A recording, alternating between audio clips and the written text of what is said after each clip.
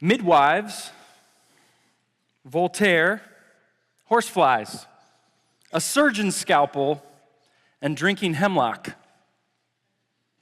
What do all of these have in common? Just show of hands, how many of you have ever been asked a question before? Just want to make sure you're awake this morning. What is it about questions? What is the best question you've been asked this month? What's the best question you've asked this month? Who do you know who asks great questions? Why do we ask questions at all? Why are we so quick to give answers, but slow to ask questions? Is it that we don't know? Or is it that we know how, but we just don't think it's all that important? Why are we so confident in our answers and yet so insecure in our questions? What is it about the power of a good question? Why do some questions grip us and grab us around the throat and just don't let go? Why those questions? What constitutes a good question? And what constitutes a great question? And what's the difference? What would it take for you to be accused of being a great question asker? When are questions helpful, and when is asking too many questions detrimental? Which begs the question, are you getting sick of mine? How do we ask questions that are both timeless and timely? What is the role of wisdom in the questions that we ask? What does it say about someone if they refuse to ask any questions at all? What if faithfully following Jesus wasn't about giving all the right answers, but instead was about learning to ask all the right questions? What questions continually guide your life as a leader? What questions continually guide your life as a follower of Jesus? What questions guide your life as a human? And how might the discipline of asking significant, poignant, and courageous questions deepen our faith and open ourselves up more to the living God? Well, I have a confession to make. I am exhilarated. I am giddy even because I get to do something for the next several minutes that I am passionate about. And that is talking about questions and their importance and how they can have an eternal impact on your soul and the souls of those around you. In fact, I've been so excited about this. I wrote most of this talk about 12 months ago, sitting right back there at last year's gathering. It's been trapped in my bones for a year. I feel like Jeremiah. And if I don't share it, I feel like I'm going to spontaneously combust up here. See, most of us in this room have had our lives dramatically impacted by questions that either we've asked or been asked by other people. Will you trust me? Should I attend that college? Will you dance with me? Will you marry me? Will you come and work for us? Should we buy this house? Will you commit your life to Christ? Where are you seeing God actively at work in your life now? What are the other questions that have changed the trajectory of your life? Now, the word question, of course, contains the word quest. A quest sends us on a journey, often in search of something valuable. A question sends you on a journey in search of something valuable, something deeper, something more meaningful than what lies on the surface. We could say that great questions take us on a magnificent journey. So what do questions do? What effect can they have on us and others? Well, they create tension. They engage listeners. They persuade listeners with the truth. They dislodge assumptions and presuppositions. They spur imagination. They provoke. They can even trick. Now, the famous Greek philosopher Socrates was known for asking great questions. Socrates, over 400 years before Jesus, used many different types of questions as a method of developing thoughts and opinions that would otherwise not have been drawn out by answers. Plato described his mentor Socrates as the curious questioner. Socrates believed questions were useful in leading people to greater understanding, and of course, his method has been so effective even in our learning environment in the West. It's called what? The Socratic method. Now, Socrates used two metaphors in describing questions. He said, a good question is like a gadfly. It's like a fly that stings a horse and annoys the horse, and the horse just try to kick it off. It provokes. But Socrates used another metaphor. He said, a good question is like a midwife. Socrates' mother was a midwife. Based on his mother's experience, he found the technique of using questions to bring about learning and exploration similar to that role that his mother would play, bringing new life into the world. See, when we ask questions, when we ask great questions, the focus is not on us, but on others. And with questions, a midwife comes along like mothers do in a birthing process. They provide help and support, they enrich and guide, but they do not do all the work themselves. Questions are gadflies. Questions are midwives. And yet, interestingly, the citizens, of course, of Socrates' day were filled with frustration and even anger around his questions. Three men brought charges against the 71-year-old Socrates, claiming his questions were poisoning the youth of Athens. So what did they make him do? They made him drink poison, hemlock, as his punishment, of which he died. He died because he asked questions. Socrates and the people of Athens understood that questions have the power to form us in very significant ways. Well, Socrates is great, but let's talk about Jesus, because I think that's why we're here. What did Jesus utilize in order to bring transformation in people's lives? I would argue that the reason why people were formed and transformed with what Jesus said and how he communicated was because he took people on 3 different field trips. The first one, he took them on literal physical field trips. He'd take his followers on a journey and say, look at the birds of the air, look at the lilies. They went and sat at the temple and did some people watching and watched a widow drop in 2 mites. And he seized that opportunity. This is called peripatetic teaching, walking around and teaching as you go. Have you ever noticed how much of Jesus' teachings in the Gospels happened outside of a Sunday school classroom or a sanctuary? Jesus knew that people learn when their bodies are fully engaged with life. But the second field trip that Jesus took people on were emotional and imaginative field trips, what we would call storytelling. His parables, many of whom even those far from Jesus tell it. I had someone far from Jesus recently tell me in great detail the story of the Good Samaritan. When people's hearts are fully engaged with story, it grips us. You go to a movie theater and you sit in a room and you sit in one chair, and yet for the next hour and a half, 2 hours, you are taken on a journey, mentally, emotionally. You are brought back from your imagination by the end of that movie. The second field trip. The third field trip Jesus takes people on is mental field trips through question asking. When someone gives you an answer, it's easy to remain passive. But when someone asks you a question, your whole brain lights up. Because now you are a participant in the conversation. You are a participant in life. Jesus' 3 field trips of formation: physical field trips by walking around, emotional field trips by storytelling, and mental and cognitive field trips by question asking. But what do we do when we try to communicate God and His magnificent story to other people? We sit in a room, we speak propositionally, and we give them all the answers. And then we sit around and wonder, why has no one changed? Maybe we need to look a little bit further at the way Jesus formed people. I'm currently in my doctoral work, and I've studied each of the questions that Jesus asked: what He asked, where He asked them, who was present when He asked them, to whom He asked the question, where else did He ask it, and which one of the 26 different types of questions Jesus used in that particular passage. Jesus used questions brilliantly, and the more I study His questions, the more amazed I become. Asking questions was central to the life and teaching of Jesus. So what questions did Jesus ask? Well, at the very end of Luke chapter 2, Mary and Joseph, when he's a little boy, lose track of Jesus, and they freak out like most parents would. They search for him everywhere.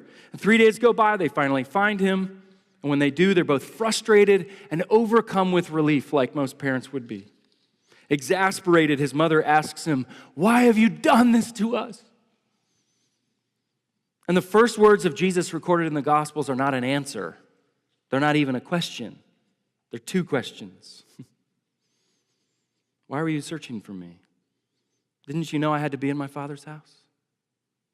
The text says that they found him in the temple courts, sitting with the most elite religious leaders in the country.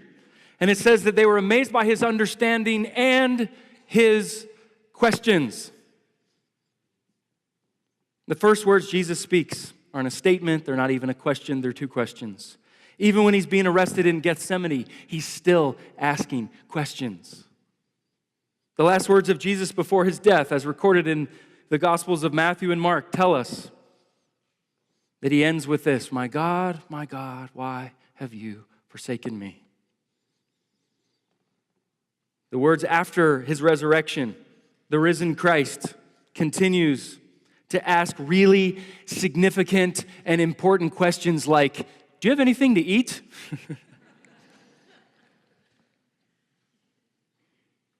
Think of some of the questions Jesus asks. Who of you by worrying can add a single hour to your life? Why do you call me good? Why are you so afraid? What do you want me to do for you? How many loaves do you have? If you love those who love you, what credit is that to you? What shall we say the kingdom of God is like? Or what parable shall we use to describe it? What are you arguing about on the road? Do you want to get well? Friends, haven't you any fish? What are you looking for? Do you love me? There are approximately 980 questions in the New Testament. 15% of all the sentences in the Greek New Testament are believed to be in the form of a question. 1/10 of the recorded activity of Jesus in the Gospels is spent in conversation prompted by questions. Do you know how many questions Jesus asked? He asked over 300.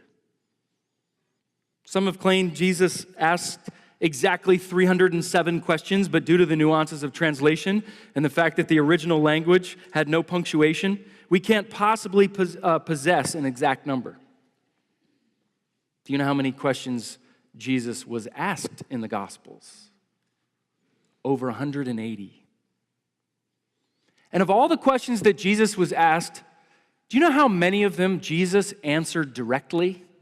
Based on my study, only 5.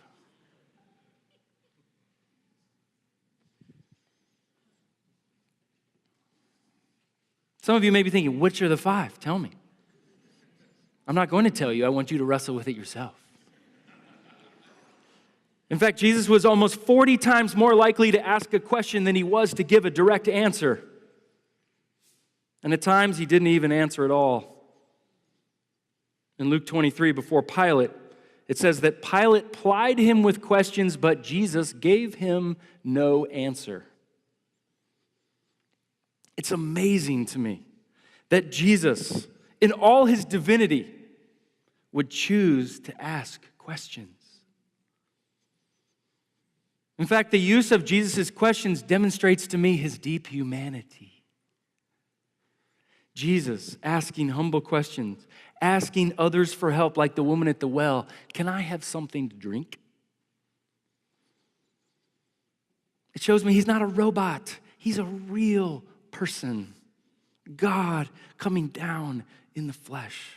So why did Jesus ask so many questions? Yes, Jesus was and remains today as the way, the truth, and the life.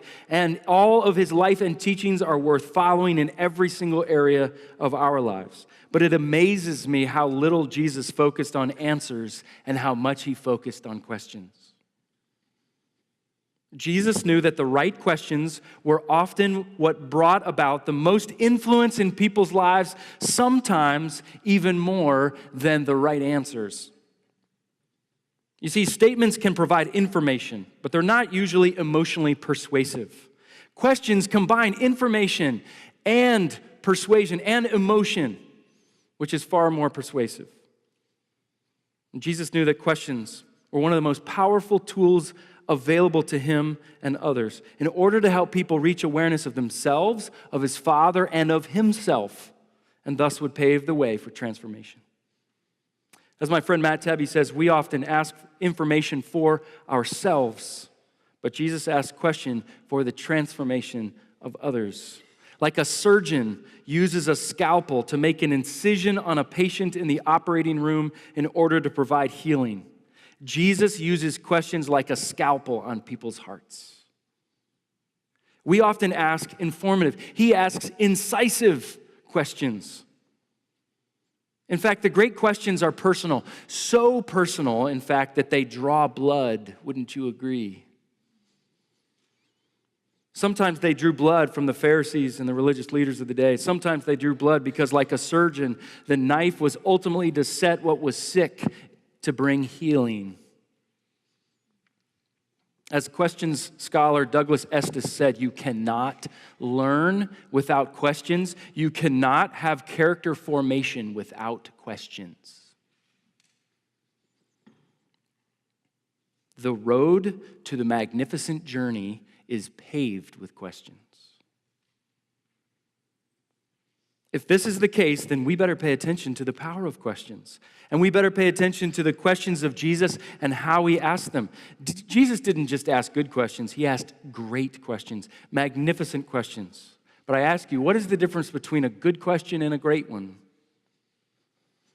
A friend of mine said it this way: a good question helps me get to know something about you, but a great question helps you get to know something about you.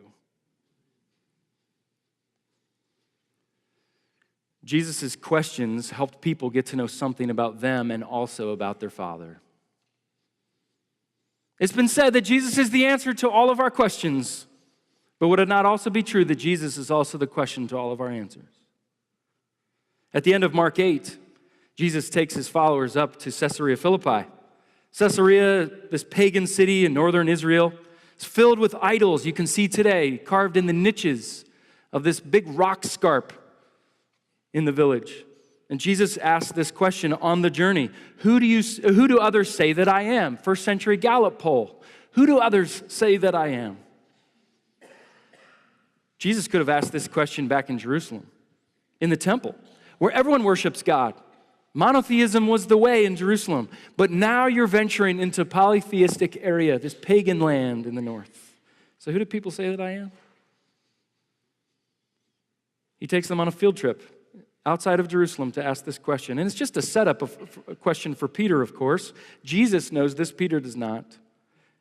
And then tightening the screws and focusing further, he says, Peter, what about you? Who do you say that I am? See, Jesus is not only brilliant of the types of questions he asks, even where and when he asks them. It was the French philosopher Voltaire who said, judge a man not by his answers, but by his questions. And with that, then, Jesus is absolutely brilliant.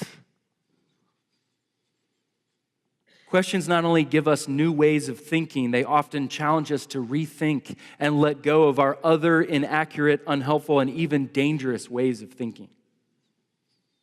They actually help us to unlearn so that we can learn or relearn what is true. It could be said that Jesus' leadership was about questionable influence.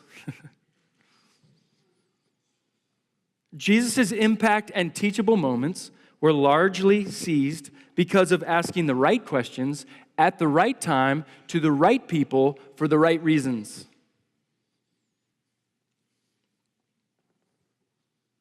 Yes, he spoke and he taught and he preached, but it was his questions that were often most gripping and engaging and life-altering. Now let's think about us. How do we as apprentices of Jesus respond to this great question asker of Jesus? Could it be that the Christian story is actually about learning to wonder, to learn, to explore, to ask, and then to live the right questions? If part of the reason Jesus asked questions was to help to unlearn and relearn, then that has some implications on spiritual formation. So I would submit this to you. This is what I would propose. Spiritual formation is the process of unlearning the wrong questions in order to ask and to live into the right ones. At the beginning of John 9, we read Jesus walking down the street and he sees a blind man, and the disciples ask, "Rabbi, who sinned, his parents or him that caused him to be blind?" In the Message translation, I love this. Jesus responds by saying, "You're asking the wrong question." Could it be that we might be asking the wrong questions too? Spiritual formation is the process of unlearning the wrong questions in order to learn to ask and to live into the more magnificent ones. So what are the kinds of questions that you're asking of yourself, of God, and of others on a regular basis? Are they the right questions or the wrong ones, and how might you know? Which brings up a whole new set of questions. What questions have assisted in your own journey? And what questions are you currently asking which are deepening your faith, your wonder, your compassion, your hope in the risen Christ? Now stay with me here. Here's one more. Why are we so hesitant? Like I asked at the beginning, why are we so hesitant to ask questions? Is it that we're too prideful? Do we think we have all the answers? Are we too fearful? Are we afraid of what we might find out if we ask the scary questions? Are we too impatient? I mean, here in the West, we seek efficiency, always on the move, getting stuff done. We're always in a hurry. I mean, we're the only country in the world with a national monument titled Mount Rushmore.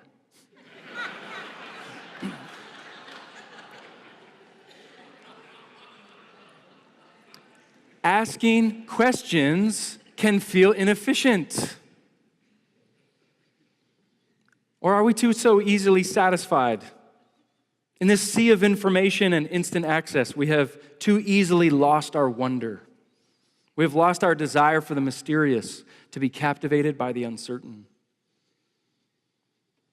Jesus says that unless we become like little children, we will not enter the kingdom of God. Aren't children the ones who ask the best, the most innocent, the most curious, the most wondrous, and the most incessant of questions? Could it be that Jesus, by asking us to be like little children, is actually talking about our questions?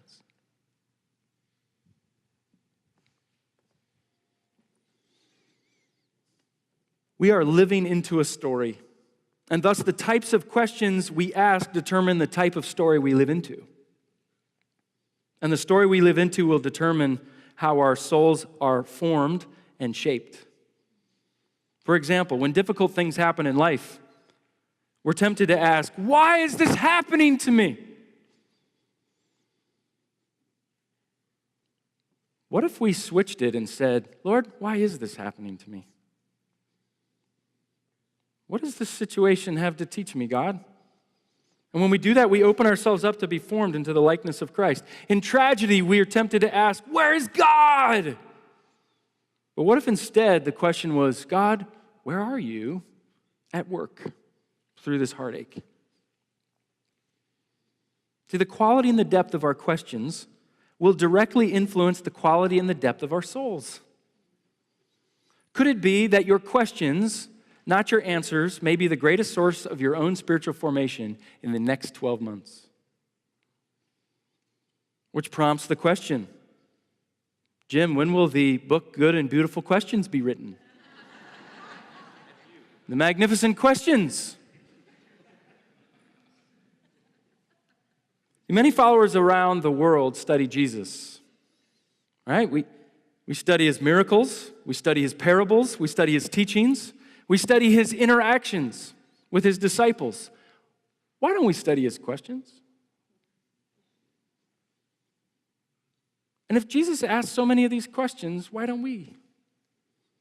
What if the way forward in the journey with Jesus and others didn't occur by offering the best answers, but they were formed because we chose to be the kinds of people committed to being apprentices of Jesus by learning to ask better questions?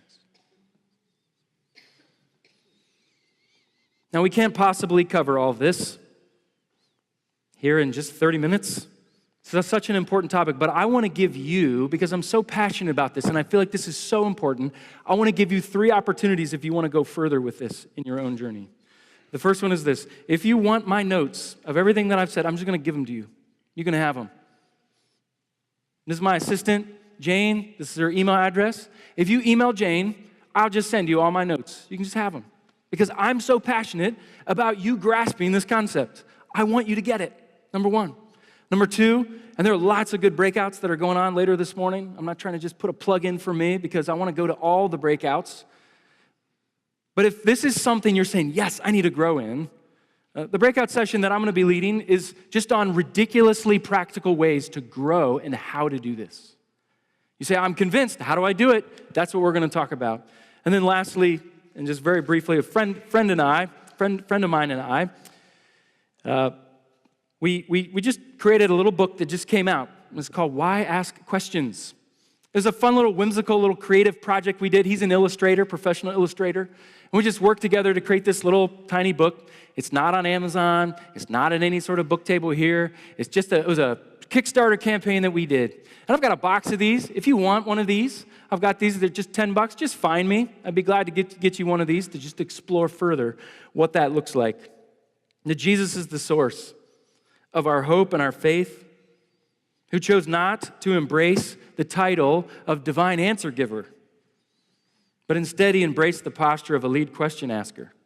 And he knew the power and the potential of questions in people's formation. And so, if we believe like Jesus that questions are one of the most important and significant tools for spiritual formation, then my friends, let me ask you this as I close. When will we start? Thanks.